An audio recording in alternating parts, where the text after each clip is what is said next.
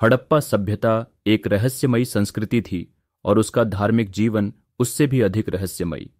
कोई मंदिर नहीं मिले, कोई विशाल मूर्ति नहीं मिली, फिर भी खुदाई में ऐसे कई चिन्ह मिले हैं जो दर्शाते हैं कि उनके विश्वास और धार्मिक सोच बेहद गहराई से जुड़ी थी उनके जीवन से।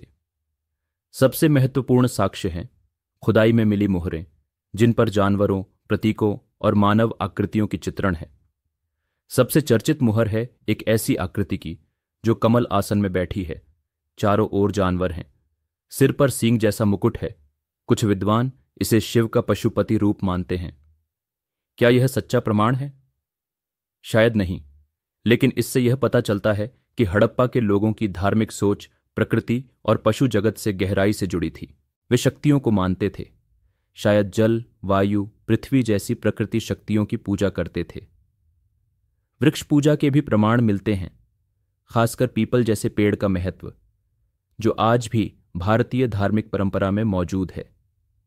इसके अलावा मातृदेवी की मूर्तियां, छोटी मिट्टी की महिलाएं जिनके चौड़े कूल्हे हैं और सिर पर मुकुट जैसा है, ये संकेत करती हैं कि वे उर्वरता और मातृत्व की पूजा करते थे।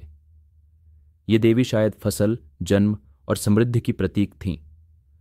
हड़प्पा संस्कृति में शायद कोई पुख्ता पुजारी वर्ग नहीं था और ना ही कोई विशाल धार्मिक संस्था। इसका मतलब है कि उनका धर्म शायद अधिक व्यक्तिगत या समुदाय आधारित था। घरों में मिले छोटे छोटे पूजन स्थलों से लगता है कि लोग निजी स्तर पर पूजा करते थे। उन्होंने अग्नि पूजा की या नहीं, यह पूरी तरह स्पष्ट नहीं है, लेकिन कुछ हवन कुंड जैसी संरचनाएं मिली हैं जो यह संकेत देती हैं कि अग्नि को भी महत्व दिया गया हो सकता है।